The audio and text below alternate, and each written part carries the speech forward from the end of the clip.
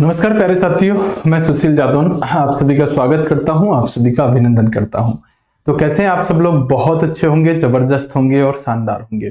कैसे चल रही है आप सबकी तैयारी? तैयारी बहुत अच्छी चल रही होगी, खूबसूरत चल रही होगी और कोई प्रॉब्लम अभी तक आपको नहीं आ रही होगी। तो एक बार सारे बच्चे जुड़ जाओ भाई। जो बच्चे अभी क्लास में नहीं जुड़े हैं वो एक बार कंटिन्यू कर दो, जिससे कि मुझे ये पता चल पाए कि हाँ, मैं आप सब तक पहुंच पाया हूँ, चीजें साथियों आपकी सही है। दोस्तों, आज जो हम क्लास पढ़ने वाले हैं वो क्लास का नंबर रहने वाला है 31, यानी कि आज हम 31वीं क्लास को बात करेंगे। और दोस्तों, सबसे महत्वपूर्ण बात बताएं कि हम जो पढ़ने जा रहे हैं, जो हम हिस्ट्री पढ़ रहे हैं, वो थ्योरी पढ़ रहे हैं। क्या पढ़ रहे हैं? थ्योरी पढ़ रहे हैं। थ्योरी अपने आप में एक बड़ी बात होती है कि आपको कोई फ्री में थ्योरी पढ़ा रहा है, वो कंटेंट दे के जा रहा है दोस्तों, जो पेड में भी लोग नहीं देते हैं। दरअसल उसके पीछे का एक रीजन ये है कि आपसे जो कमिटमेंट किया गया है कि भाई आपको कंप्लीट थ्योरी इस बैच के अंदर पढ़ाई जाएगी, वो पढ़ाई जाएगी। और सबसे बड़ी बात यह है कि आप जानोगे तो कम से कम कि भाई टीचर हिस्ट्री में भी कोई है ना, हिस्ट्री में भी कोई मार्केट में टीचर है, आपको पता तो चलेगा। तो इसलिए साथियों आपको ये थ्योरी दिलाई जा रही है जिसकी वजह से आप पेपर के अंदर दोस्तों बेहतरीन तरीके से अपना स्कोर करके आओ। और आपको करके आना पड़ेगा, अगर नहीं करके आए ना फिर आपकी कुटाई होगी। हालांकि दोस्तों, मैं आपको एक बात बताना चाहूंगा कि जैसे लेटेस्ट जो भी एग्जाम होते हैं रेलवे के, उन सब एग्जामों पे मेरी नजर रहती है, चाहे रेलवे के हो, चाहे एसएससी के हो, चाहे किसी स्टेट के हो। मैं हमेशा उन एग्जामों पर नजर रखता हूं कि कौन कौन से क्वेश्चन पूछे जा रहे हैं। जैसे अभी आरपीएफ का एग्जाम चल रहा है, तो मैं लगभग सबके बच्चों से डेली कनेक्ट रहता हूं, क्योंकि अपने बहुत सारे स्टूडेंट ऐसे हैं जो डेली सबके एग्जाम दे रहे हैं और वो हर एग्जाम देते हैं, या कोई और एग्जाम होता है तो अपना इतना सर्किल है बच्चों का कि बच्चे वहां मैसेज करते हैं, जैसे सोशल मीडिया पर कहीं कर दिया कि सर आज ये क्वेश्चन पूछे गए थे, तो वहां हम एनालिसिस कर लेते हैं कि आजकल लेटेस्ट अपडेट चीज क्या पूछी जा रही है, और उसी के हिसाब से फिर आपको पढ़ाने का काम करते हैं। तो हमारी भी साथियों नजर बनी होती है एकदम पैनी वाली एग्जामों पर कि आखिरकार कैसे क्वेश्चन पूछे जा रहे हैं, और फिर उसी हिसाब से आपको कंटेंट डिलीवर किया जाता है, जिससे आपको साथियों कोई प्रॉब्लम ना हो आने वाले एग्जामों के अंदर। ठीक है, अभी जैसे मैं बात करूं, आरपीएफ के अंदर करंट अफेयर पूछा गया, अच्छा खासा पूछा गया, लेकिन वो एकदम से मतलब वाहियात बने का पूछा गया है, मतलब उसका ना कोई लॉजिक नहीं बनता। वो मैंने साथियों कहीं ना कहीं बच्चों से बात करके देखा, तो मतलब कुछ भी पूछ लिया कि बताओ आरबीआई ने साथियों इकोनॉमी के अंदर ये दर कितने % बताई थी, छमाही की तिमाही की, ऐसे पूछ ली, तो बहुत बेकार सा करंट अफेयर पूछा गया। तो वो सब चीजें हमारी नजर में होती है, तो वो मैं आपको उसी तरह से चीजें करवाऊंगा, लोड मत लेना। दूसरी बात दोस्तों, अगर हम बात करें तो हमारा जो साथियों क्या है, हमारा जो टेलीग्राम चैनल है, इसको ज्वाइन कर लीजिएगा। इसमें आपको क्या मिलेगा? पीडीएफ वगैरह मिलती रहती है। साथियों, हमारी क्लास का टाइम टेबल क्या है वो आपको अपने दिमाग के अंदर रखना होगा। सुबह 9 बजे रीजनिंग की क्लास होती है, सुबह 10 बजे दोस्तों आपकी साइंस की क्लास होती है। ये फ्री विराट बैच की साथियों क्या है टाइमिंग है, जो यूट्यूब पर चल रहा है। शाम के 9 जैसे ही बजते हैं भैया, मैं आपके सामने आ जाता हूं, और फिर साथियों आपकी मैथ की क्लास होती है। तो ये हमारी क्लास का टाइम टेबल है जो आपको अपने दिमाग के अंदर रखना होगा, और इसी टाइमिंग पर आप डेली आते रहा करो। ठीक है, हाँ, शुरू करते हैं भाई अपनी क्लास को। ये बताओ कि मैंने आपको कहां तक पढ़ा दिया था? कोई बच्चा बता पाएगा कि सर आपने कहां तक पढ़ाया था? जल्दी से बताओ। जो बच्चा सही ईमानदारी से पढ़ता होगा, रिवीजन करता होगा ना, वही बता पाएगा मैं कहां तक पढ़ाया था। अदरवाइज जो बच्चे घर पे जाके बैग रख देते हैं ना, मतलब घर पे जाके बैग रखने का मतलब है कि घर पे जाके साथियों बस कॉपी साइड में रखी और अगले दिन सुबह शाम को 9 बजे ही सुशील जादव सर की क्लास में आएंगे, उन्हें कुछ नहीं पता होता कल की क्लास में क्या पढ़ाया था। बाकी जो पढ़ने वाला बच्चा होता है उसे पता होता है भाई कल हम सर ने कहाँ खत्म किया था, आज क्या पढ़ाने वाले। तो इसलिए मैं आपसे पूछता हूँ कि क्या पढ़ाया था। हालांकि मुझे खुद पता होता है क्या पढ़ाया था, लेकिन कई सारे बैचों में क्लास चलती है, तो इसलिए कई बार साथियों आपसे भी पूछ लेता हूं। सुनो दोस्तों, कल मैंने आपसे मुगल काल की शुरुआत कर दी थी। मुगल काल पर मैं आपसे बीच बीच में रिवीजन भी कराता रहूंगा। तो मुगल काल पर मैंने प्रथम शासक की बात करी थी जिसका नाम था बाबर। बाबर जो है वो मुगल काल का या मुगल वंश का संस्थापक है। और ये जो व्यक्ति है साथियों, इसका जन्म बात करें तो फरगना किला में हुआ है। पिता का नाम उमर शेख मिर्जा, माता का नाम कुतुल निगार खानम हुआ करता था। पिता की तरफ से दोस्तों ये तैमूर था और 5वां तैमूर था। माता की तरफ से चंगेज था और ये 14वां चंगेज हुआ करता था। ये व्यक्ति बहुत कम उम्र में गद्दी पर बैठ जाता है। इसके पिताजी की मृत्यु हो जाती है और ये साथियों 1494 में गद्दी पर बैठ जाता है। लेकिन 1507 तक के संघर्ष में इसे कुछ हासिल नहीं हुआ था, न पुत्र प्राप्ति हो रही थी, न ही साम्राज्य विस्तार हो रहा था। दोस्तों, सेवानी खां इसके खेमे में आके मिलता है और वो इसे 2 चीजें देता है, एक तुलगुमा युद्ध नीति और दूसरा साथियों तोफ गोले। जैसे तोफ जो लिए हैं ना, उसने तोप बारूद ये सब जो थी ना, ये ईरान की देन हुआ करती थी। कल मैंने आपको बताया होगा कि तुलगुमा युद्ध पद्धति जो है वो सेवानी खां फारस से सीख के आया था, लेकिन सेवानी खां तोफ गोले कहां से सीख के आया था? तो वो ईरान वगैरह से इसको सीख के आया था। जबकि तुलगमा युद्ध पद्धति कहां से सीखी थी शेरवानी खान ने? फारस से सीखी थी, और वही तुलगमा युद्ध पद्धति फिर बाबर को शेरवानी खान ने बता दी थी। 1501-2 के समय में एक सर ए पुल का युद्ध हुआ था, जो बाबर और शेरवानी खान के बीच में लड़ा गया था। जिस युद्ध में शेरवानी खान बाबर की बहन को भगा के ले जाता है, तो कह सकते हैं शेरवानी खान रिश्ते में कहें तो दामाद लगता है, मतलब रिश्ते में उसकी बहन का हस्बैंड है साथियों शेरवानी खान बाबर की का। अब यहां तक हमने बात कर ली थी, लेकिन मैंने आपको समझाया था, लिखाया नहीं था। आज मैं पहले थोड़ा लिखाऊंगा और फिर क्या करेंगे दोस्तों, फिर यहां पर मैं आपको समझाने की कोशिश करूंगा अगले पार्ट को। ठीक है, बात समझ में आ गई? कोई डाउट है तो पूछो जल्दी से।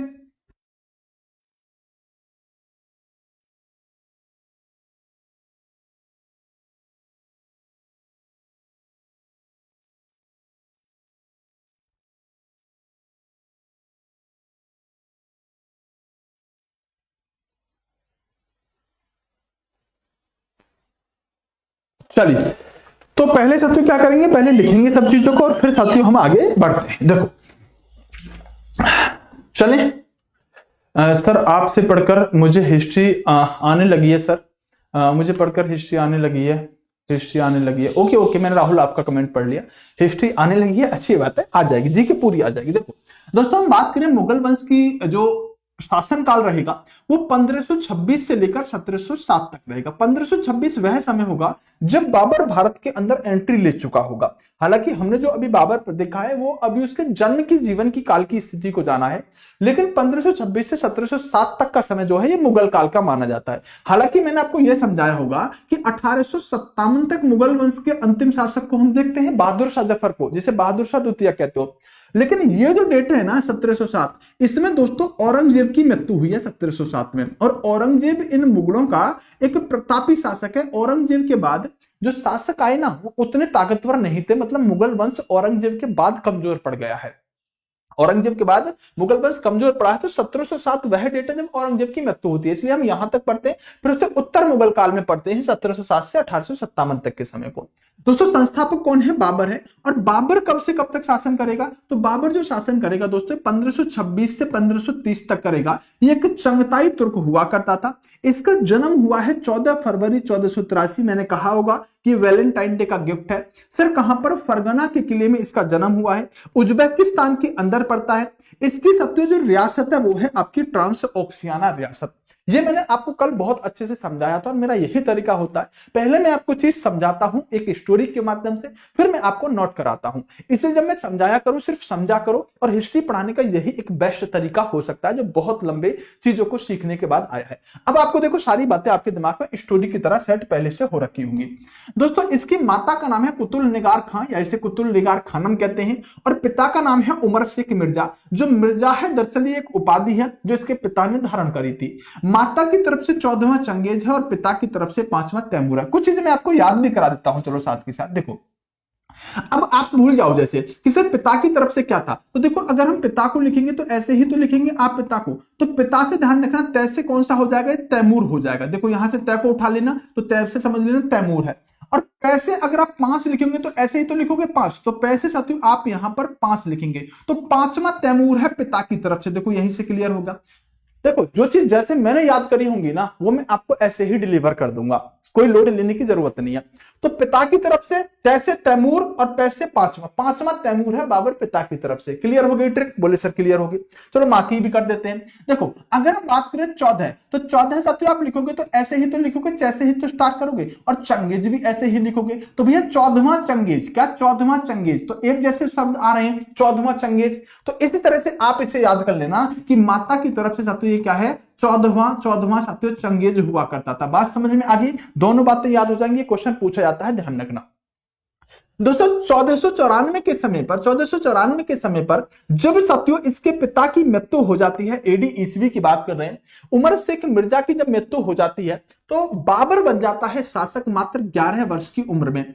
और दोस्तों इसकी इस समय उपाधि रही है मिर्जा। क्यों? क्योंकि पिता की उपाधि मिर्जा थी, तो ये भी क्या रखता है? ये सब तो अपने नाम के साथ मिर्जा ही लगाता है, मिर्जा की उपाधि रखता है, और उत्तर पश्चिमी क्षेत्र को जीतने की कोशिश करता रहता है, जहां पर इसे कोई कामयाबी नहीं मिल पाती, और शेरवानी खान जैसे लोग इसे बराबर टक्कर देते रहते हैं। जब इसको किसी ने बताया कि यार तू जो ये उपाधि है ना मिर्जा की, इस मिर्जा की उपाधि को त्याग दे, तू बादशाह की उपाधि धारण कर ले, तेरे जीवन के अंदर जो प्रॉब्लम चल रही है वो सॉल्व हो जाएंगी। तो 1507 में इसने सत्यु मिर्जा की उपाधि को छोड़ दिया और बादशाह या उसे सत्यु वहां कहते थे पादशाह, पादशाह की उपाधि धारण करता है। और इसको सत्यु यहां से आगे क्या होता है, यहां से आगे इसके जीवन में बदलाव होता है। और दोस्तों ये व्यक्ति 1507 में उपाधि धारण किया है और 6 मार्च 1508 में इसको बेटा एक पुत्र प्राप्त हो जाता है जिसका नाम था हुमायूं। और यही नहीं दोस्तों, इसके खेमे में आके मिल जाता है शेवानी खां जो इसे बार बार टक्कर दे रहा था। तो इतनी बात मैंने आपको कल समझाई होगी और इतनी बात आपको अच्छी तरह से क्लियर हो गई होगी। ठीक है, बोले क्लियर हो गई। शेवानी खां जो था इसने बाबर को क्या तोफ और सत्यु तुगलनुमा युद्ध पद्धति के बारे में ज्ञान दिया था, जबकि ये कहां से सीख के आया था, तो तोफ तो सत्यु ये कहां से तोफ की ज्ञान कहां से लेके आया था, जैसे ईरान इराक के क्षेत्र से इसने तोफ का ज्ञान लिया था। जबकि तुगलनुमा युद्ध पद्धति शेवानी खां ने कहां से सीखी थी, तो शेवानी खां इस सत्यु तुगलनुमा युद्ध पद्धति को फारस से सीख के आया था। इतनी बात हो गई। चल अब मैं आपको समझाऊंगा, जो कल मैंने समझाया था उतना मैंने आपको लिखवा दिया, यहां तक किसी को समस्या नहीं होना चाहिए। ठीक है, अब सुनो दोस्तों, देखो बाबर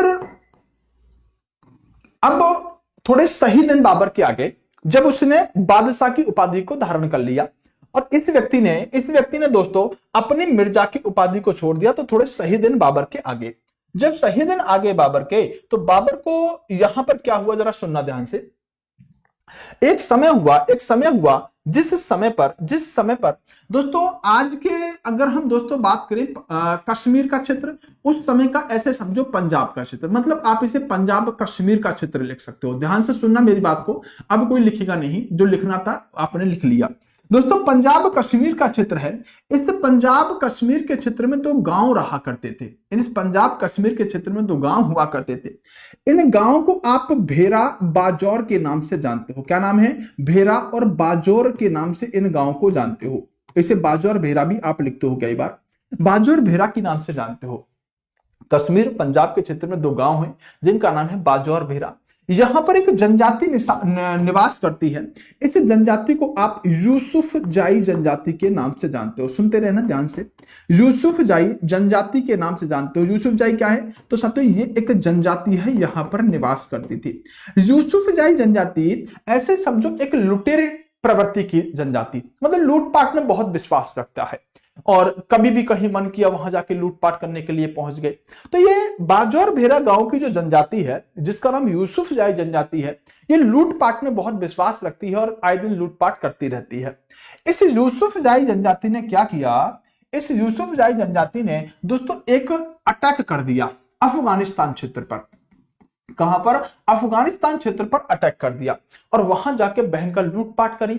बहुत बेहतरीन तरीके से साथियों इसने क्या किया? बहुत बेहतरीन तरीके से इसने साथियों वहां जाके पैसे धन दौलत लूटे लोगों से।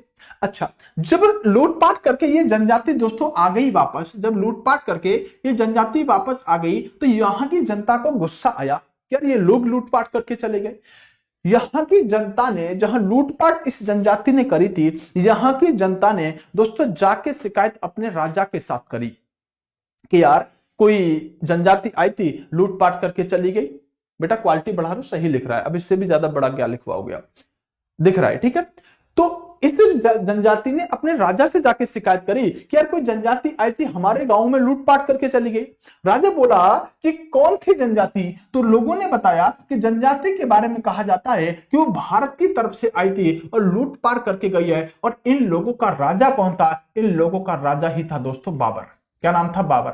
मतलब बाबर से जाके लोगों ने शिकायत करी कि कोई यूसुफ जाई जनजाति आई थी और लूटपाट करके निकल गई। और जैसे ही बाबर ने पूछा कौन थे लोग, तो बताया गया कि ये तो कोई भारत की तरफ से आई हुई जनजाति थी। अब जैसे ही बाबर ने ये भारत का नाम सुना, बाबर की आंखें एकदम से खुल गई कि भारत, मेरा तो बचपन से सपना था भारत जीतने का, मेरा तो बचपन से सपना था भारत जीतने का। बाबर को याद आया कि यार भारत तो मैं भी जीतना चाहता था, मैंने कहा था कभी बचपन में कि सोने की चिड़िया है, भारत को जीतूंगा। भारत को जीतने के बारे में दोस्तों बाबर के दिमाग में एकदम से याद आ गया। बोला हाँ यार, भारत के बारे में तो बहुत कुछ कहा जाता है। बोले तैयार करो फिर सेना को, चलते हैं भारत में। और बाबर ने अपनी सेना की टुकड़ी तैयार करी। और दोस्तों ये समय हुआ करता था 1519 का। क्या कहेंगे? समय था 1519 का। 1519 के समय पर दोस्तों इस व्यक्ति बाबर ने भारत पर आक्रमण कर दिया। क्या कर दिया? भारत पर आक्रमण कर दिया। और दोस्तों ये जो आक्रमण किया गया है बाबर का, ये भारत पर कह सकते हैं हम पहला आक्रमण है बाबर का। क्या कहेंगे? ये भारत पर पहला आक्रमण है बाबर का। बाबर ने भारत में 1519 में पहला अटैक किया। जब अटैक किया तो यूसुफजाई जनजाति के दमन के लिए यह अटैक बाजौर भेरा गांव पे किया गया अटैक हुआ करता था। और भयंकर तरीके से इस व्यक्ति ने तबाही मचाई। और ध्यान रखना, इस आक्रमण में जब बाबर ने अटैक किया तो इस आक्रमण में बाबर ने दोस्तों भारत के अंदर तोप का प्रयोग कर दिया। क्या कर दिया? बाबर ने भारत में इस आक्रमण में 1519 में तोपों का प्रयोग कर दिया। और प्रयोग करने के बाद लूटपाट करके बाबर इनसे उल्टा और दोस्तों कहां चला गया? वापस अपनी तरफ चला गया। अब दोस्तों यहां से बात सुनो, ये बात है 1519 की। ये बात है 1519 की। बाबर का भारत पर पहला अटैक कब हुआ? कहेंगे सर 1519 में। बाबर का पहला अटैक किसके खिलाफ हुआ? कहेंगे सर यूसुफजाई जनजाति के खिलाफ हुआ। बाबर ने पहला अटैक कहां पर किया? बाजौर और भेरा या भेरा और बाजौर नाम के गांव पे किया। दोस्तों अगर हम बात करें तो ये व्यक्ति अटैक करके चला जाता है और यूसुफजाई जनजाति का दमन कर जाता है। पता है समस्या क्या थी बाबर के साथ? बाबर 1519 से लेकर और कंटिन्यू दोस्तों 4 बार भारत पर अटैक करता है। कंटिन्यू बैक टू बैक 4 बार भारत पर अटैक करता है। लेकिन बाबर आता है, लूटपाट करके चला जाता है। बाबर आता है, लूटपाट करके चला जाता है। बाबर शासन स्थापित नहीं कर पा रहा भारत पर। उसके पीछे का एक रीजन था कि बाबर को भारत का केंद्र बिंदु, भारत का सेंटर पॉइंट नहीं पता था कि आखिरकार मैं किस राजा को हराऊं जिससे कि पूरा का पूरा भारत मेरे कब्जे में हो जाए। भारत पर 1519 से लेकर बाबर 4 बार बैक टू बैक अटैक कर चुका है। लेकिन सेंटर बिंदु इसको साथियों नहीं पता कि किस राजा को हरा के मैं भारत पर शासन कर सकता हूं। आता है और इन लोगों को लूटता है और निकल जाता है। लेकिन आप एक बात मुझे बताओ कि दरअसल अगर मैं आपसे यह पूछूं कि बाबर ने भारत में पहली बार तोपों का प्रयोग कब किया, तो आपका आंसर क्या होगा? बताऊं बात क्या है? बात यह है दोस्तों कि दरअसल ये क्वेश्चन जब भी पूछा जाता है, जो भी टीचर इस क्वेश्चन को पढ़ाता है वो कहता है कि बाबर ने भारत के अंदर पहली बार तोपों का प्रयोग पानीपत के युद्ध में किया। दरअसल ये गलत क्वेश्चन है। बाबर ने भारत के अंदर पानीपत के युद्ध से पहले भी तोपों का प्रयोग कर दिया है। और वो कब? बाजौर भेरा के अटैक में बाबर ने 1519 में ही तोपों का प्रयोग कर दिया था। जबकि टीचर कैसे पढ़ाते हैं कि बाबर ने भारत में पहली बार तोपों का प्रयोग 1526 में पानीपत के युद्ध में किया। नहीं दोस्तों, दरअसल अगर कभी ऐसा क्वेश्चन बने कि बाबर ने भारत में पहली बार तोपों का प्रयोग कब किया, 1526, 1519, 1527, 1528, तो भले ही 1526 ऑप्शन में हो, आप 1519 आंसर लगाना, क्योंकि इस युद्ध में बाबर ने पहली बार तोपों का प्रयोग किया है। अगर बाजौर भेरा का अटैक ऑप्शन में नहीं मिलता तो फिर आप पानीपत के युद्ध के साथ जा सकते हैं, जिसको मैं आगे अभी पढ़ाने वाला हूं। लेकिन यहां बाबर तोपों का प्रयोग कर चुका है। और सफल क्यों नहीं हो पा रहा? सफल ना होने के पीछे का कारण है कि बाबर को दोस्तों कोई केंद्र बिंदु, कोई सेंटर पॉइंट नहीं पता कि कहां पर अटैक करूं जिससे कि मैं स्थिति को संभाल पाऊं। अब इस समय की हम स्थिति को देखें, जब Babar back to back attack कर रहा है तो दरअसल इस समय दोस्तों भारत की जो सत्ता हुआ करती थी वो 2 जगह से रन हो रही थी, दिल्ली और आगरा। जो भारत में जो शक्तिशाली शासक हैं इस समय, जब बाबर केंद्र बिंदु को ढूंढ रहा है, उस समय दिल्ली की मतलब भारत की जो सत्ता है वो 2 जगह से रन हो रही थी। एक दोस्तों दिल्ली और एक साथियों आपका आगरा। और दोस्तों उस समय लोधी वंश का एक शासक इस पर शासन कर रहा था दिल्ली पर, जिसका नाम था इब्राहिम लोधी। मैंने आपको लास्ट क्लास में बताया होगा, लोधी जो है वो अंतिम शासक है लोधी वंश का, और दिल्ली सल्तनत का भी अंतिम शासक था। तो ये गद्दी पर बैठा हुआ था जिस समय बाबर तलाश कर रहा था केंद्र बिंदु की, और केंद्र बिंदु तो यही थे दिल्ली और आगरा, लेकिन बाबर को नहीं पता था। तो इस समय केंद्र बिंदु पर बैठे थे दोस्तों इब्राहिम लोधी जी, जो लोधी वंश के शासक हैं। आपको बताना चाहूंगा कि जब ये दिल्ली की गद्दी पर बैठा है और उसी समय बाबर तलाश रहा है दोस्तों केंद्र बिंदु को कि मुझे सेंटर पॉइंट मिल जाए, उसी समय की बात हुआ करती है कि दोस्तों एक इस इब्राहिम लोदी का दोस्तों एक सूबेदार है जिसका नाम है दौलत खां। क्या नाम है? आलम खां। क्या नाम है? आलम खां। और एक साथियों इसका चाचा है, एक इसका चाचा है। दोनों साथियों क्या करते हैं? दोनों, एक आलम खां एक साथियों दौलत खां, दोनों प्लान बना रहे होते हैं और कह रहे होते हैं कि यार एक बात बता, ये इब्राहिम लोदी जो है, जो गद्दी पर बैठा है, क्या हमारे अंदर कोई कमी है क्या? कोई हमारे अंदर कमी है क्या जो हम गद्दी पर नहीं बैठ सकते? ये कह रहे हैं कि भाई इब्राहिम लोदी को हटाओ गद्दी से, और इब्राहिम लोदी को गद्दी से हटा के साथियों गद्दी पर हम काबिज हो जाएंगे। ऐसा प्लान कौन बना रहा है? आलम खां और दौलत खां बना रहे हैं। कौन बना रहे हैं? आलम खां और दौलत खां बना रहे हैं।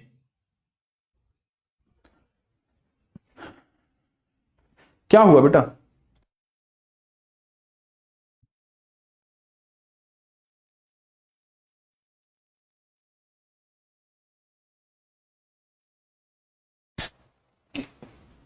ठीक है,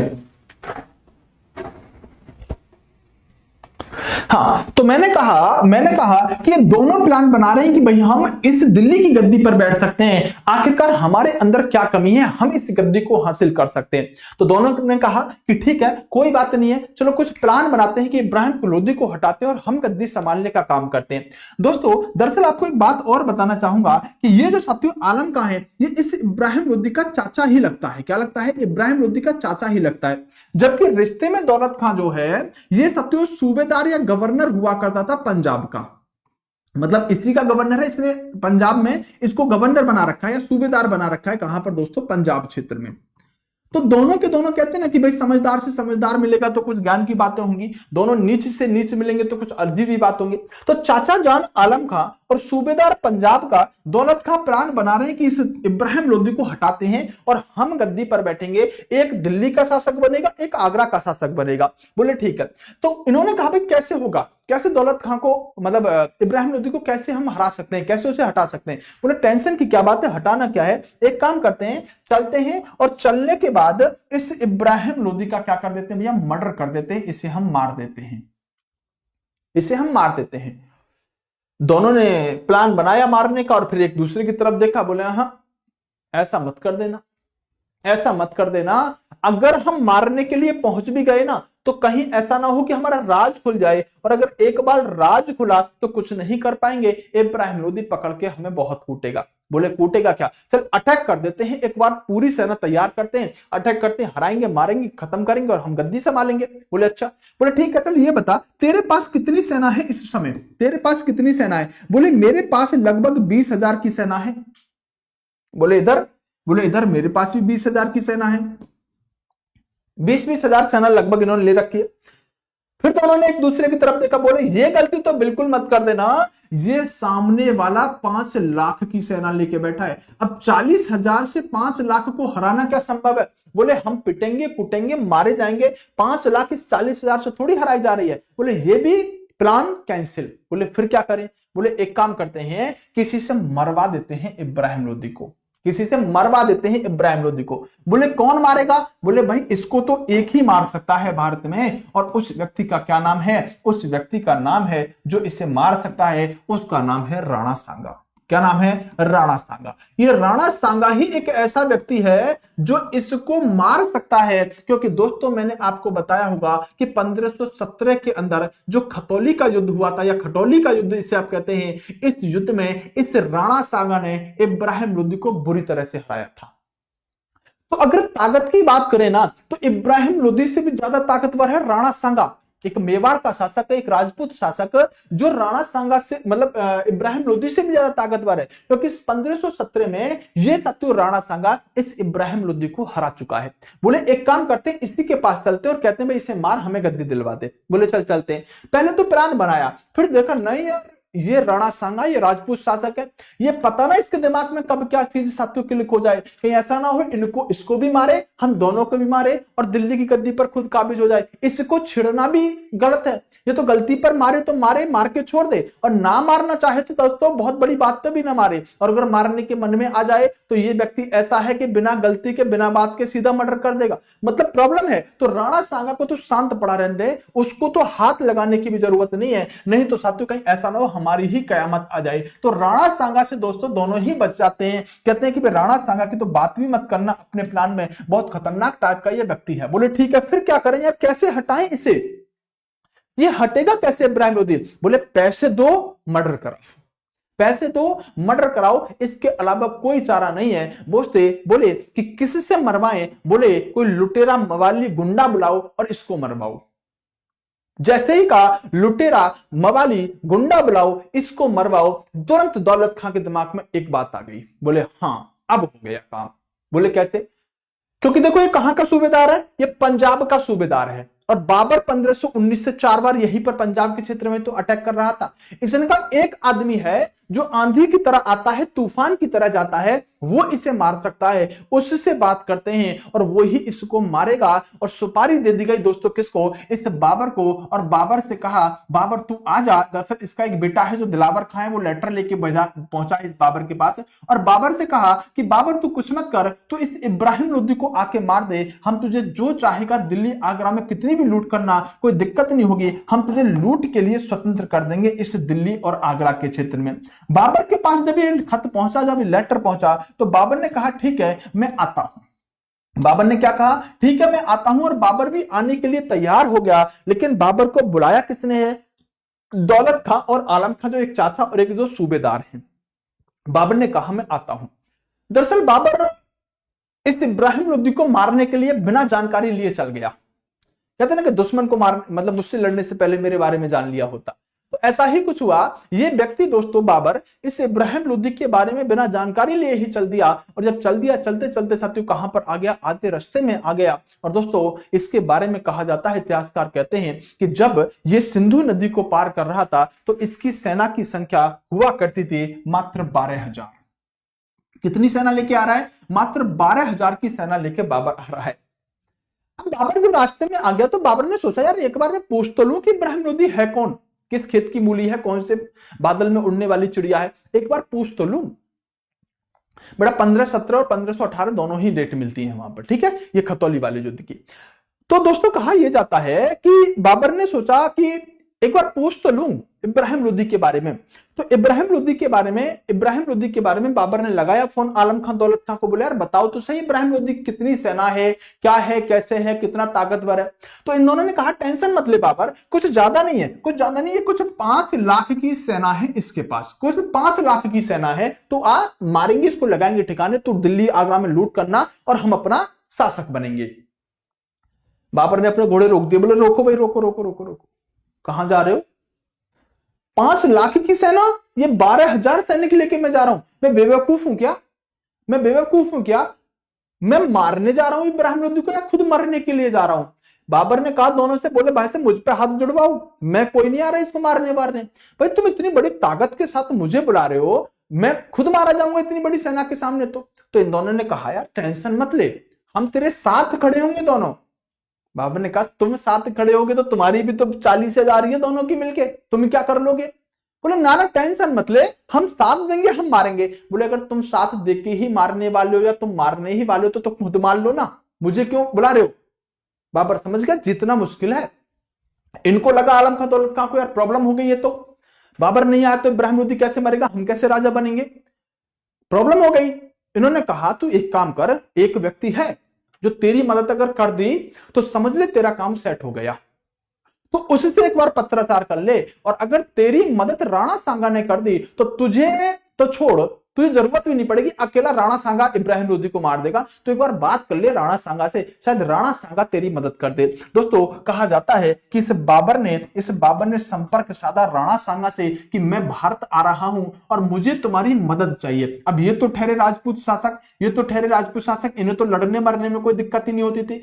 राणा सांगा से बात करी बाबर ने कि मैं भारत जा रहा हूं, मुझे तुम्हारी मदद चाहिए, मुझे एक राजा को, एक शासक को मारना है, इब्राहिम लोदी को, तुम मेरी मदद कर देना बस। राणा सांगा बोले यार आजा ना, क्या फर्क पड़ता है, कोई होगा तो लगा देंगे ठिकाने, हमें कौन सा फर्क पड़ता है।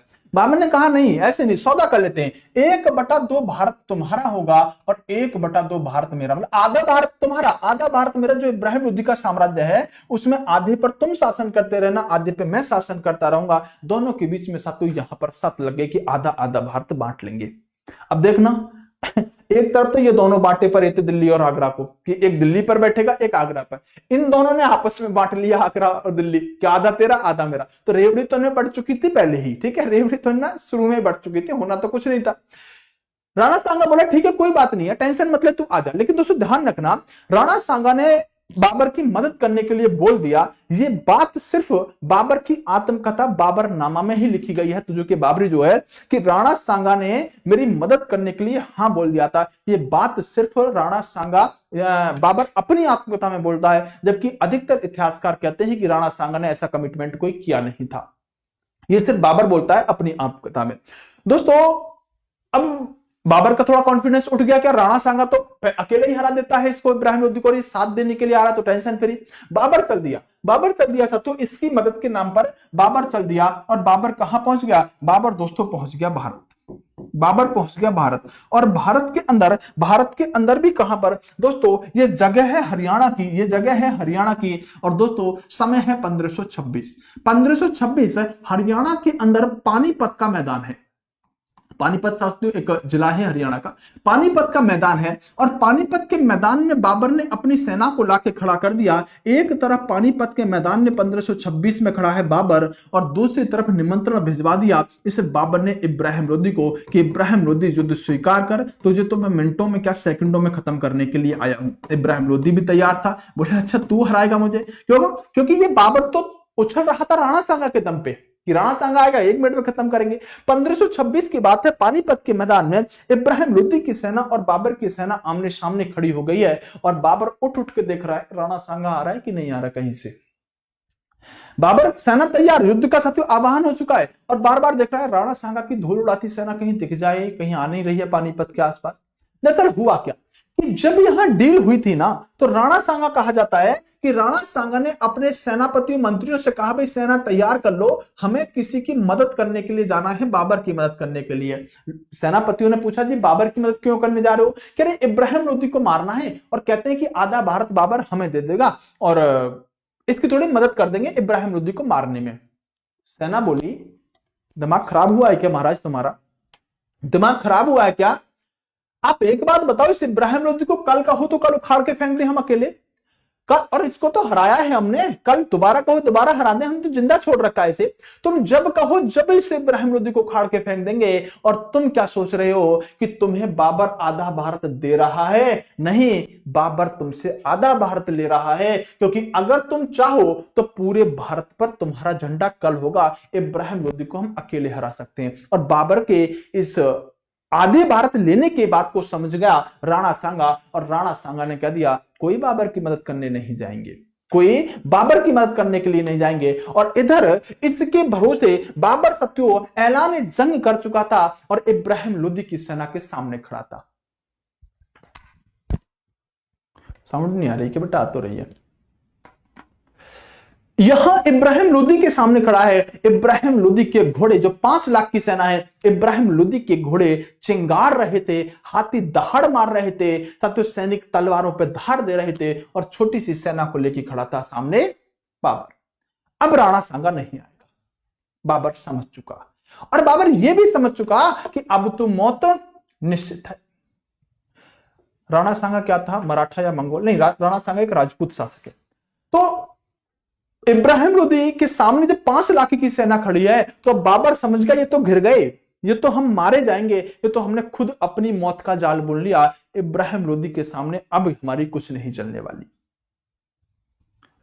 लेकिन करें तो करें क्या, युद्ध का ऐलान, सेना सामने। बाबर ने कहा कि अब मारे ही जाएंगे तो थोड़ा लड़के ही मर जाएं, मरना तो निश्चित है, छोड़ने वाली तो नहीं है इब्राहिम लोदी की सेना। और घर भी इतना दूर है कि भागेंगे तो बहुत तेज भागना पड़ेगा, जब भी भारत से नहीं भाग पाएंगे, पकड़ लेगा पीछे से। और इब्राहिम लोदी कोई छोटी तोफ नहीं है बेटा, बहुत बड़ी ताकत लेके बैठा है। सुनो दोस्तों, युद्ध मजबूरी में लड़ना पड़ रहा है बाबर को, मजबूरी में, क्योंकि भागेंगे तो भी मारे जाएंगे। दरअसल युद्ध की शुरुआत होती है, युद्ध की शुरुआत होती है इधर से दोस्तों इब्राहिम लोदी के हाथी, इब्राहिम लोदी की सेना, इब्राहिम लोदी के घोड़े और इब्राहिम लोदी के दोस्तों यहां पर बड़े बड़े साथियों तो लोग इस बाबर की तरफ दोस्तों बढ़ने लगते हैं, बाबर की तरफ बढ़ने लगते हैं। तभी क्या हुआ कि बाबर यहां पर उसी चीज का प्रयोग कर देता है जिस चीज के लिए वो जाना जाता था। और वो चीज क्या हुआ करती थी? तुलगुमा युद्ध पद्धति।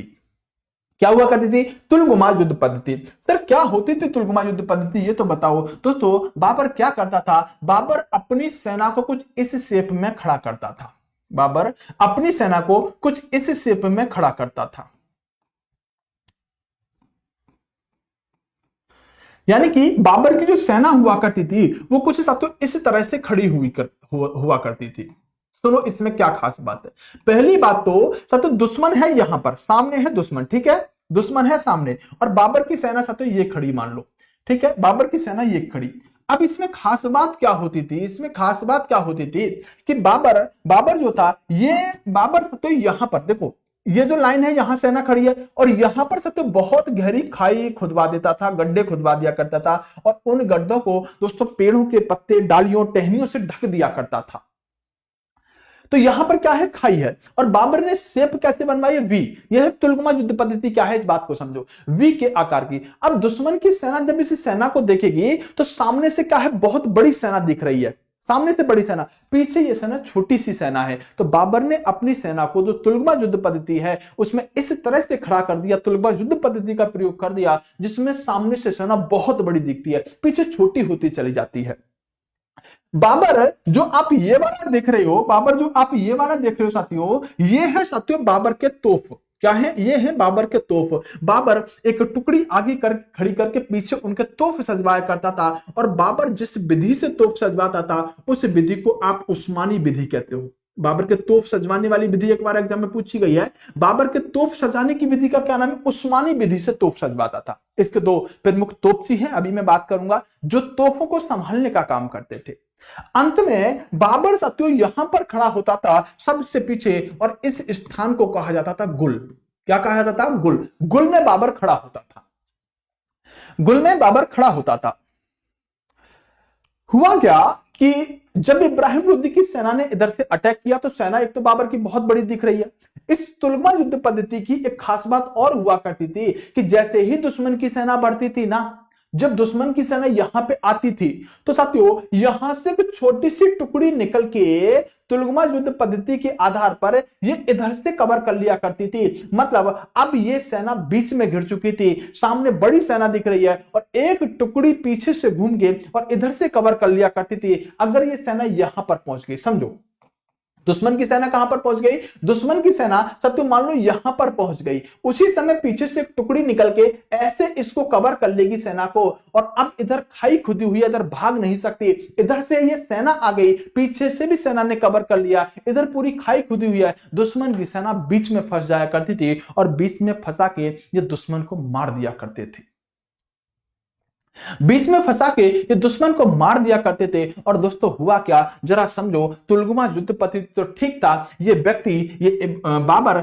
इसी युद्ध के अंदर एक बार पुनः दोस्तों तोप का प्रयोग कर देता है, फिर से तोप का प्रयोग कर देता है। और दोस्तों आप सुनो मेरी बात को ध्यान से, दरअसल मैं कह रहा हूं कि इब्राहिम लोदी की लाखों में सेना हुआ करती थी, लाखों में सेना हुआ करती थी। और इब्राहिम लोदी की ताकत जानते हो क्या था? इब्राहिम लोदी की ताकत जानते हो क्या था इस 5 लाख की सेना में? इब्राहिम लोदी के दोस्तों हाथी। इब्राहिम लोदी की ताकत क्या थी? इब्राहिम लोदी के हाथी। उस समय जिस राजा के पास जितने ज्यादा हाथी होते थे वो व्यक्ति उतना ही ताकतवर होता था, और इसके पास तो दोस्तों हजारों की संख्या में हाथी थे, और हाथी ही इस बाबर की ताकत हुआ करती थी, सॉरी इब्राहिम लोदी की ताकत हुआ करती थी, ये दोस्तों हाथी। हुआ क्या, हुआ ये कि बाबर ने साथियों तोपों का प्रयोग फिर से एक बार भारत में इस पानीपत के युद्ध में कर दिया। और जैसे ही सेना इधर से इब्राहिम लोदी की आगे बढ़ी, इधर से एक तो तुलगमा युद्ध पद्धति का प्रयोग कर चुका है बाबर, दूसरा तोपों को चलवा दिया दोस्तों बाबर ने, तोपों को चलवा दिया बाबर ने। आप अच्छी तरह से जानते होंगे कि जानवर तो जानवर है, और दोस्तों आज से पहले इब्राहिम लोदी के हाथियों ने गोले ही नहीं देखे थे तोप के होते कैसे हैं। इधर से एक गोला उठा और धूम जाके गिरा इब्राहिम लोदी की सेना में। अब जानवर तो जानवर है, जानवर आज तक ऐसी आवाज ही नहीं सुना था कि गोले की ऐसी आवाज होती है, वो तोप जानते ही नहीं था, ना गोला जानता था। अब जब धूम जाके गिरा तो दोस्तों कहा जाता है कि हाथियां बिछड़ गए, हाथियां तो कंट्रोल से बाहर हो गई, क्योंकि आप जानते हैं पशु तो पशु है, आप उसे आग दिखा देंगे तो हो सकता है कि वो शैतान का रूप धारण कर ले। अब जो लाखों की हजारों की संख्या में हाथी थे ना, जब गोले पड़ने लगे ना इब्राहिम लोदी की सेना पे, तो कहा जाता है कि जो इसकी ताकत थे ना हाथी, वो इब्राहिम लोदी की कमजोरी बन गई। हाथियों ने दोस्तों पीछे की तरफ भागना शुरू कर दिया, हाथियों ने पीछे की तरफ भागना शुरू कर दिया, और पीछे क्या थी, इब्राहिम लोदी की बड़ी सेना। अपने ही हाथियों ने अपनी ही इब्राहिम लोदी की सेना को पैरों से कुचल दिया, पैरों से कुचल दिया। और जो बाबर हारना चाह रहा था, हारने के लिए लड़ रहा था ना, उसका ऐसा दाब लगा, ऐसा दाब लगा कि छोटी सी सेना ने दोस्तों इस इब्राहिम लोदी की बड़ी सेना को पानीपत के पहले युद्ध में हरा दिया, पहले युद्ध में हरा दिया। इब्राहिम लोदी के खुद के हाथियों ने ही खुद की सेना को कुचल दिया, क्योंकि तोपों की वजह से साथियों हाथी जो थे वो कंट्रोल से बाहर हो गए।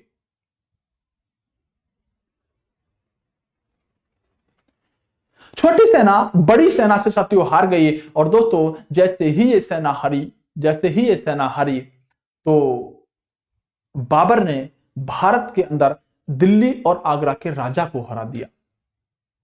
और अब जैसे ही पानीपत के पहली लड़ाई में जो 1526 को युद्ध हुआ है, इस युद्ध में जैसे ही इब्राहिम लोदी की हार हुई, बताओ बाबर का सबसे बड़ा दुश्मन कौन, बाबर का सबसे बड़ा दुश्मन कौन, याद आया, राणा सांगा, जिसने धोखा दिया था। बाबर ने कहा अब नहीं छोड़ूंगा राणा सांगा को। अब अगला वार किस पर होगा, राणा सांगा पर होगा। लेकिन दोस्तों जरा समझने की कोशिश करो, 1526 के युद्ध में बाबर की जीत की वजह क्या है, कारण क्या। चलो मैं एक क्वेश्चन पूछता हूं, मैं आपसे सिर्फ यह पूछता हूं कि 1526 में बाबर साथियों इब्राहिम लोदी से जीत गया, कारण क्या है। पहला ऑप्शन देता हूं, बाबर ने तोपों का प्रयोग कर दिया, बाबर ने तुलगमा युद्ध पद्धति का प्रयोग कर दिया, इब्राहिम लोदी के हाथियों ने सेना को कुचल दिया, या बाबर का कुशल नेतृत्व। आंसर क्या होगा। I love you sir ji, love you मेरे भाई। सही आंसर क्या होगा दोस्तों, ध्यान रखना, अधिकतर जो बच्चा इसमें आंसर लगाता है, क्योंकि मैंने तीनों ही ऑप्शन सेम दिए हैं, तो हो सकता है कि आप फंस भी सकते हो। तोप लगाओ या तुलगमा, ये आंसर लगाओ। दरअसल ये क्वेश्चन साथियों पूछ रखा है एग्जामिनर ने, और एग्जामिनर ने जब पूछा तो बच्चा इसमें आंसर लगाता है कि तुलगमा युद्ध पद्धति और तोपों के प्रयोग से बाबर जीत गया था, जो आंसर गलत है। इस प्रश्न का राइट आंसर है बाबर की कुशल रणनीति। भाई बाबर की कुशल रणनीति में ही तो सारी बातें आ रही हैं। उसने तोपों की उस्मानी विधि से तोप लगवाई, तुलगमा युद्ध पद्धति का प्रयोग किया, उसने साथियों उस्ताद अली को और मुस्तफा खां को लेके आया, वो साथियों इस तरह से गुल में खड़ा हुआ। ये सब बातें कुशल नेतृत्व है, कुशल रणनीति में ही तो आ रही हैं। अगर बाबर के पास कुशल रणनीति नहीं होती तो ये सारे काम ही नहीं करता और बाबर हार जाता। इसका राइट आंसर है कुशल नेतृत्व की वजह से बाबर हारा था, मतलब बाबर कुशल नेतृत्व की वजह से जीता था, इब्राहिम लोदी को कुशल नेतृत्व की वजह से बाबर ने हराया था। और दोस्तों मैंने आपको बहुत अच्छे से पढ़ाया, आप अगर कॉन्सेप्ट को पकड़ पाएंगे तो ये ऐसे क्वेश्चन होते हैं जो आप बहुत अच्छे से पढ़ेंगे ना। अगर कॉन्सेप्ट आपने मिस कर दिया तो आप इन आंसरों का उत्तर दे ही नहीं सकते। आपको देखने में लगेगा यार इसका आंसर तो तोप और तुलगमा होना चाहिए, लेकिन कॉन्सेप्चुअल अगर आप सोचेंगे तो सही आंसर तक पहुंच पाएंगे, कुशल नेतृत्व। ये क्वेश्चन पेपर का पूछा हुआ है। बहरहाल कहने का मतलब कुछ हो साथियों, इस युद्ध के अंदर बाबर जीत चुका है और इब्राहिम लोदी हार चुका है। और इब्राहिम लोदी कौन, लोदी वंश का अंतिम शासक, जिसके बारे में मैंने पिछली क्लास में बताया होगा कि एकमात्र शासक है जो युद्ध में लड़ते हुए मारा गया। युद्ध में लड़ते हुए मारा जाने वाला व्यक्ति। कैसे लगा? अभी तक बातें समझ में आई? सर आपने हिस्ट्री को ऐसे बताया है जैसे मैं अब कभी नहीं भूल पाऊंगा, सबसे बेस्ट टीचर आप हो। अरे नहीं बेटा, मैं कोई बेस्ट नहीं हूं, मैं सामान्य सा व्यक्ति हूं। You are the best teacher. अरे इतने सारे बेस्ट अवार्ड मुझे दे दोगे तो फिर मुझे कहां पहुंचाओगे बेटा? मैं डाउन टू अर्थ ही रहना चाहता हूँ। मैं तो टीचर भी नहीं, मैं तो एक स्टूडेंट की तरह रहना चाहता हूँ। मैं स्टूडेंट ही हूँ, ठीक है, आपकी तरह स्टूडेंट हूँ। बस ये समझ लो, आपका बड़ा भाई जो एक खुद छात्र है वो आपको बस पढ़ाने की कोशिश कर रहा है कि आप भी कुछ सीख जाओ, आप भी कुछ पढ़ जाओ, ठीक है। तो मुझे टीचर वीचर भी ना भाई कहा करो, ठीक है। चलो अब सुनो, जितनी बातें मैंने आपको समझाई हैं वो बात साथियों लिखवा दें। अच्छा 1502-3 कहीं कहीं देखो इसका आंसर 1501-2 मिलता है, ये मैं आपको अभी बता देता हूं एक बार बहन वाली बात। और ये वाली बात पहले, हाँ सुनो दोस्तों, अगर हम बात करें तो ये डेट है आपकी 21 अप्रैल 1526, जब क्या हुआ है, बैटल ऑफ पानीपत। और ये पानीपत का पहली लड़ाई है। पानीपत की 3 लड़ाई होंगी, पानीपत की पहली, दूसरी, तीसरी। अभी हम पानीपत के प्रथम युद्ध की बात कर रहे हैं। पानीपत का पहला युद्ध किस किस के बीच में हुआ? बाबर ने दोस्तों तोपों का प्रयोग किया और इब्राहिम लोदी को हरा दिया। तो ये बात मैंने आपको समझाई। अब आप साथियों इसे नोट भी कर सकते हैं। दोस्तों यहां पर तोप विभाग के जो प्रमुख हैं, जो तोपों को सजाते हैं, तोप किस विधि से सजे हैं? उस्मानी विधि से। लेकिन उस्ताद अली और मुस्तफा खान 2 तोपची लेके बाबर आया था। मतलब तोप विभाग के हेड थे, जो तोपों को सेट करेंगे ना, तोप कहां कौन सी कैसे लगती है, कितने दूर का गोला जाएगा, मतलब ये हेड थे उस्ताद अली और मुस्तफा। पूछेगा कि बाबर के तोपचियों के क्या नाम थे? तोपची का मतलब जो तोपों को कंट्रोल कर रहे हैं, जो तोपों को कहां कैसे लगाना है। तो उस्ताद अली और मुस्तफा ये बाबर के तो प्रमुख तोपची हुआ करते थे। और बाबर ने यहां पर क्या किया? बाबर ने दोस्तों भारत में आने के साथ तुगलमा युद्ध पद्धति का, युद्ध नीति का प्रयोग किया। और तोपों को सजाने की जो कला है या विधि है, उसको आप उस्मानी विधि के नाम से जानते हैं। किस नाम से? उसको आप उस्मानी विधि के नाम से जानते हैं। अगर हम बात करें तो दोस्तों अब आगे की बात को समझना होगा। 2 पॉइंट मैंने आपको बताए, नोट करा दिए, कोई दिक्कत नहीं, कहानी अच्छे से साथियों दिमाग में क्लियर होगी। अब कौन दुश्मन होगा? दुश्मन है साथियों अब राणा सांगा। अब दुश्मन है राणा सांगा। बोलो छोड़ूंगा नहीं राणा सांगा। कितना टाइम हो गया? ओके, छोड़ूंगा नहीं राणा सांगा। बाबर ने कहा सेना तैयार करो, राणा सांगा को मारेंगे, सेना तैयार करो। जैसे ही बाबर की सेना ने यह बात सुनी कि राणा सांगा को मारेंगे, सेना ने अपने हथियार यूं छोड़ दिए। बोले माफ कर बाबर, ये तो तुक्के में जीत गया तू, ये तो तुक्के में जीत गया पानीपत की पहली लड़ाई। तो किसे मारने जा रहा है? राणा सांगा को। राजपूत शासक अगर एक बार उसकी हट गई ना, तो तुझे तो छोड़, तुझे फरगना किले तक नहीं छोड़ेगा। और तू ये जीत गया इब्राहिम लोदी से। इब्राहिम लोदी से बड़ा ताकतवर है, उसने खुद हरा रखा है इब्राहिम लोदी को। तू पागल है क्या? हम नहीं लड़ेंगे। हथियार डाल दिए दोस्तों बाबर की सेना ने कि हम राणा सांगा से नहीं लड़ने जाएंगे, क्योंकि लड़ेंगे तो मौत निश्चित है और मरना हमें है नहीं। सेना ने मना कर दिया। राणा सांगा की ताकत को देखकर, राणा सांगा के पिछले रिकॉर्ड को देखकर, उसके युद्धों की जीत को देखकर सेना ने मना कर दिया। बोले सॉरी बाबर, हमसे नहीं हो पाएगा। ये तो तुक्के में जीत गया कि हाथी पेलते चले गए उसको, उसकी ही सेना को सती रोनते चले गए। तू क्या, तू जीत पाता? नहीं जीत पाता। और तू कुछ और चाह रहा है, तू हमें मरवाने के लिए लेके आया ना यहाँ पे, तो हम बेवकूफ नहीं, हम नहीं लड़ेंगे राणा सांगा से। क्यों लड़ेंगे हम? बाबर सोचा यार ये तो मिशन फेल हो गया। अब दोस्तों कुछ बच्चे क्या पूछेंगे ना, सर आलम खां दौलत खां का क्या हुआ, है ना कुछ। तो अब मैं आपको नहीं बताऊंगा क्या हुआ। क्यों? क्योंकि आज तक इतिहास का ऐसा क्वेश्चन बना ही नहीं है कि आलम खां दौलत खां का क्या हुआ। तो अगर आप इस तरह से बहते जाओगे ना, तो फिर आप कितने ही बहते चले जाना। मैं सिर्फ पॉइंट टू पॉइंट वही बात बताऊंगा जो एग्जाम में आने वाली होगी, है ना। तो इसका कोई लॉजिक नहीं बनता। ऐसे डाउट अगर आपके दिमाग में उठते हो तो मैं आपको स्पष्ट कर देता हूं कि मुझे खूब पता होता है कि बच्चे के दिमाग में ऐसे क्वेश्चन उठेंगे, सर आलम खां दौलत खां का क्या हुआ। तो आज तक एग्जामिनर ने किसी एग्जाम में आज तक के इतिहास में क्वेश्चन नहीं पूछा कि आलम खां दौलत खां का क्या हुआ। हालांकि मैं तुम्हें बता सकता हूं, लेकिन हम क्या है ना बेटा, पॉइंट टू पॉइंट के लिए सुशील यादव सर जाने जाते हैं। बिल्कुल पॉइंट टू पॉइंट जो बात बताई जाएगी वो ऐसी होगी कि अगर तुमने याद कर ली ना तो पेपर में आएगी। ठीक है, तो ये सब बातें हैं साथियों। आगे हमें बहुत कुछ कवर करना है। अभी हमें युद्ध पढ़ने हैं, जैसे कि खानवा का युद्ध पढ़ना है ना, ये राणा सांगा की लड़ाई पढ़नी है, आगे चंदेरी का, ये सब हमें युद्ध पढ़ने हैं। फिर बाबर की थोड़ी प्रशासनिक स्थिति को देखना है, आज की क्लास कैसी लगी, क्लास कैसी क्या लगी दोस्तों? आप ना तो लाइक करते हो ढंग से ना, ये तुम्हारी देखो गलत बात है, ना तो तुम लाइक करते हो, ना वीडियो को शेयर करते हो, ना चैनल को सब्सक्राइब करते हो, तो बेटा ये सपोर्ट फिर कैसे काम चलेगा?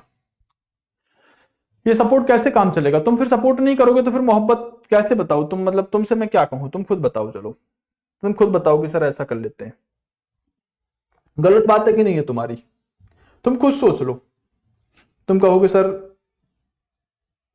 हम नहीं सोच रहे तो एक अलग बात है, लेकिन सोचो बेटा, लाइक कर दिया करो, चैनल को सब्सक्राइब कर दिया करो। छोटी छोटी बातें हैं, ये छोटी छोटी बातें हैं जो थोड़ा सा आपको खुद सोचनी चाहिए। मैं तो आपसे क्या ही कहूँ, तुम बहुत समझदार बच्चे हो, मेरे प्यारे प्यारे भाई बहन हो, तो ठीक है जो भी तुम्हें अच्छा लगता है तो ये सब कर दिया करो थोड़ा सा, है ना। तो ये साथियों थोड़ा सा ये भी बता देते हैं भैया, हमारा कोर्स में अगर आप जुड़ना चाहते हो तो इस कोर्स के अंदर आप जुड़ सकते हो, है ना, इस कोर्स के अंदर आप जुड़ सकते हो। ये भी साथियों 499 का चल रहा है। मैं आज सर से बात करूंगा कि इससे साथियों अगर हो सके तो कुछ डिस्काउंट वगैरह का होगा तो एक बार आपको बता दिया जाएगा, ठीक है। इस कितने का चल रहा है अभी साथियों? ये 499 का कोर्स चल रहा है। तो इसमें क्या है दोस्तों, एक फाउंडेशन कोर्स है हमारा। क्या है ये साथियों? हमारा एक फाउंडेशन कोर्स है। कैसा है ये? एक हमारा फाउंडेशन कोर्स है जिसमें साथियों आप बहुत बेहतरीन तरीके से अपनी तैयारी कर सकते हो, जिसमें साथियों आपको जीके वगैरह सब कुछ पढ़ाई जाएगी, मतलब complete GK, history, polity, geography वगैरह सब कुछ पढ़ाया जाएगा। इसमें साथियों कंप्लीट थ्योरी और क्वेश्चन रहेंगे, लाइव क्लास होगी, बाद में रिकॉर्डेड देख सकते हो। 2024 के नए अपडेटेड क्वेश्चन के साथ रहेगा। पीडीएफ टेस्ट सीरीज बाइलिंगुअल साथियों कंटेंट आपका इसमें मिलता है। अगर आप कॉम्बो बैच लेना चाहते हो तो इसमें आपको सभी के फाउंडेशन कोर्स मिल जाएंगे। आप इसको इस प्राइस पे दोस्तों आप इसे ले सकते हो 1199 रुपए में। कैसे मिलेगा? तो इसके लिए साथियों आपको साइंस मैग्नेट एप्लीकेशन डाउनलोड करनी पड़ेगी। इसमें जैसे आप निर्माण बैच पर जाओगे तो निर्माण बैच में साथियों आपको जनरल अवेयरनेस का फाउंडेशन कोर्स मिल जाएगा। बाय नाउ यहां से कर लेंगे तो पेमेंट का साथियों ऑप्शन आएगा, और पेमेंट का ऑप्शन आने के साथ ही साथियों आप इस कोर्स में इनरोल कर लेंगे। देखो क्लास के बाद ये जरूर कमेंट किया करो क्लास कैसी लगी, ये तुम्हारा दायित्व है। जब क्लास खत्म हो जाए ना तब किया करो। मैं आज आपके सबके क्लास पढ़ूंगा, मतलब कमेंट पढ़ूंगा क्लास के बाद कि आपको क्लास कैसी लगी, ठीक है। कोई दिक्कत तो नहीं है, कोई डाउट तो नहीं है, कोई समस्या तो नहीं है? होली की शुभकामनाएं, क्यों भाई, होली की शुभकामनाएं दे दी जाए। हैप्पी होली सभी को, होली अच्छे से मने। लेकिन दोस्तों मेरा तो थोड़ा अलग ओपिनियन रहता है, मैं कहता हूं होली हम बेरोजगारों की क्या होली है बेटा, त्योहार तो दरअसल तब है जब नौकरी हाथ में हो। इस बात से आप शायद हो सकता है कि कितने सहमत हो नहीं हो, वो आपके विचार हो सकते हैं, लेकिन मेरा तभी आता है जब आप 6 महीने नौकरी करते हो, नौकरी पे जब त्योहार पे घर जाते हो तो अलग अलग रेस्पेक्ट मिलती है। अभी आप पढ़ाई कर रहे हो तो आपकी होली उतनी अच्छी, मतलब फेस्टिवल इतना अच्छा नहीं रहता, लेकिन आप सेलिब्रेट करो, कोई बात नहीं, आपका मन है, आपका त्योहार है, करो। लेकिन मेरा मानना है कि यार नौकरी के बाद होली का एक अलग मजा होता है ना। तो कमेंट बॉक्स में आप सब लोग हैप्पी होली लिखिएगा। मेरी तरफ से भी होली की आपको बहुत बहुत बहुत बहुत बहुत ज्यादा शुभकामनाएं।